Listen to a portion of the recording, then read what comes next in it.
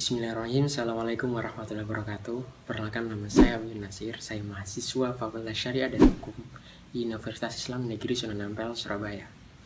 Saya bersama sahabat-sahabat saya, Saudara Aijri, Saudari Mega, Saudari Alfa Sania, dan Saudari Nidia, sedang melakukan tugas kami, yaitu tugas KKN atau kuliah kerja nyata, tetapi dari rumah.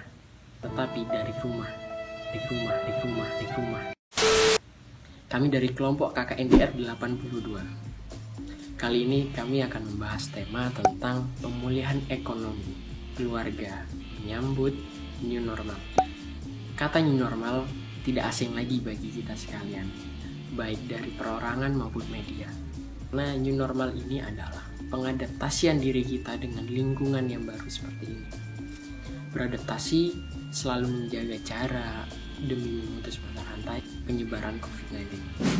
Lalu bagaimana dengan penerapan new normal saat ini? New normal saat ini melibatkan pemerintah untuk menyelamatkan kondisi perekonomian negara, serta menekan resiko PHK yang dilakukan oleh pelaku industri. Perekonomian tidak mungkin selamanya dilakukan pembatasan. Roda perekonomian harus tetap berjalan. Peliburan karyawan juga dalam jangka waktu yang lama itu dinilai bisa mengakibatkan berhentinya perekonomian suatu negara. New normal diharapkan dapat menyokong pertumbuhan ekonomi tersebut dengan beroperasinya sektor industri. Perekonomian dapat bergeliat kembali dan mengontrol pertumbuhan ekonomi. Pemerintah dan masyarakat harus bersinergi untuk mengembalikan kondisi perekonomian dan sosial masyarakat. Namun, di sisi lain, semua pihak diharapkan tetap berupaya menghentikan penyebaran virus COVID-19 ini. Langkah-langkah yang dapat dilakukan oleh para pekerja dan karyawan saat ini ialah yang pertama, misalnya menjaga jarak minimal 1 meter, kemudian menggunakan masker itu wajib, menyediakan fasilitas cuci tangan dan selalu menjaga kebersihan. Dengan begitu kita dapat hidup berdampingan dengan virus tersebut, namun tetap dengan panduan dan protokol yang telah ditetapkan, karena tidak mungkin suatu negara berkembang atau berjalan tanpa adanya peningkatan perekonomian negara tersebut. Jadi perekonomian di Indonesia harus tetap berjalan sesuai dengan protokol yang telah ditetapkan. Selain bisa mempengaruhi kesehatan, virus COVID ini juga bisa mempengaruhi perekonomian suatu negara. Menurut Ibu Sri Mulyani, pada awalnya mimpi perekonomian Indonesia berada di 5,3%. Paling banter Indonesia bisa berada di 2,3%. Dan paling buruk bisa berada di minus 0,4%.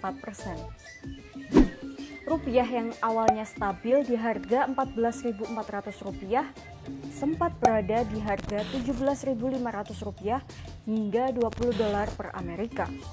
Hidup dengan kebiasaan baru alias new normal.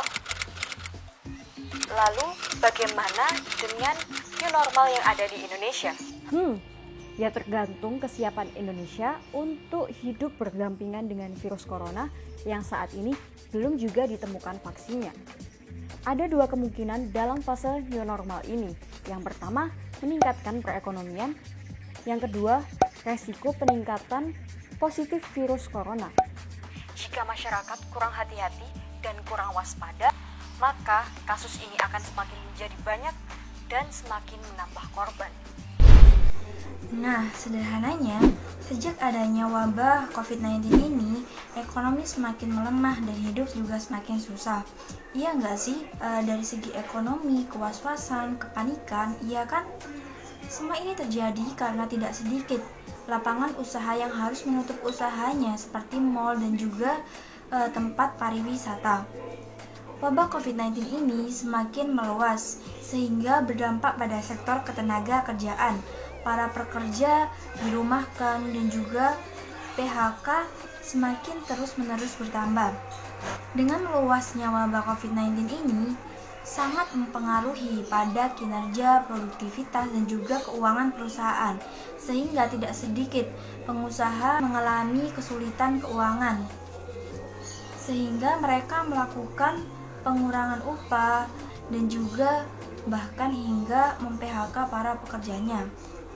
Berdasarkan data Kemenaker per 27 Mei 2020, para pekerja yang sudah dirumahkan mencapai 1.054.284 orang pekerja, dan juga yang telah di PHK mencapai 380.221 orang pekerja.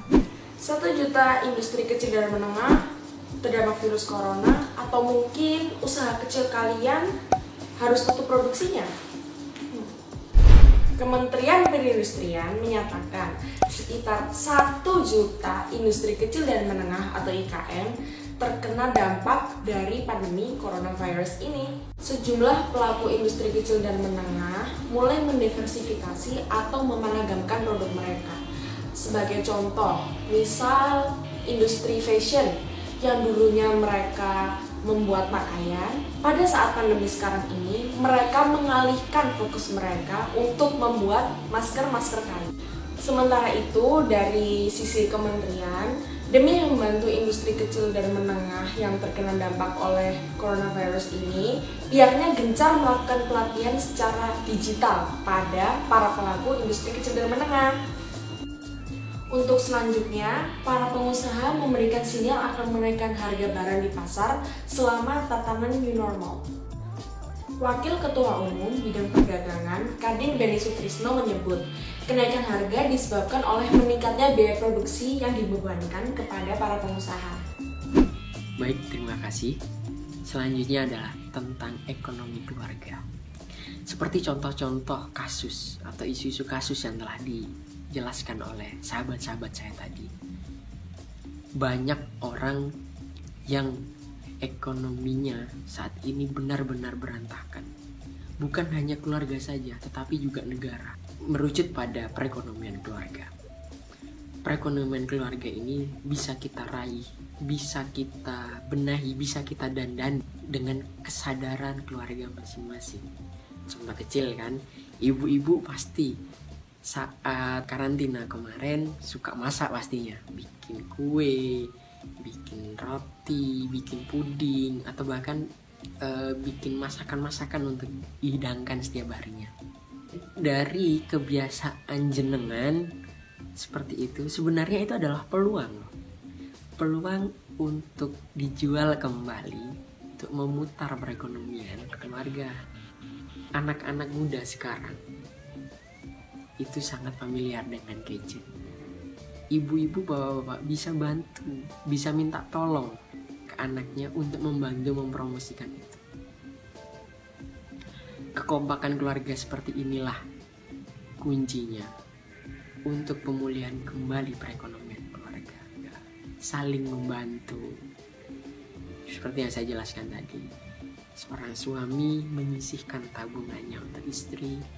Istrinya suka masak, dikelola masakannya, membuat masakan yang enak, disajikan yang baik, dibantu dengan anaknya untuk mempromosikan ke tetangga, ke media sosial yang lain sebagainya.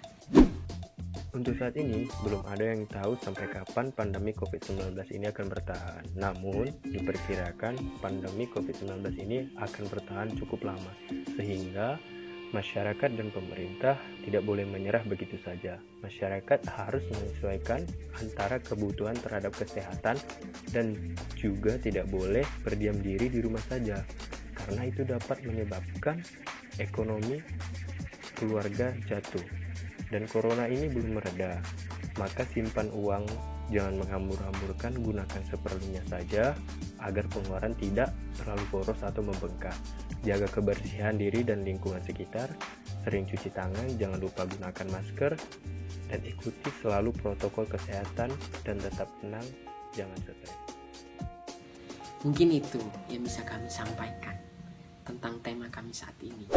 Selanjutnya kami akan menjelaskan lagi tentang bagaimana caranya, akan kami tayangkan di video kami selanjutnya.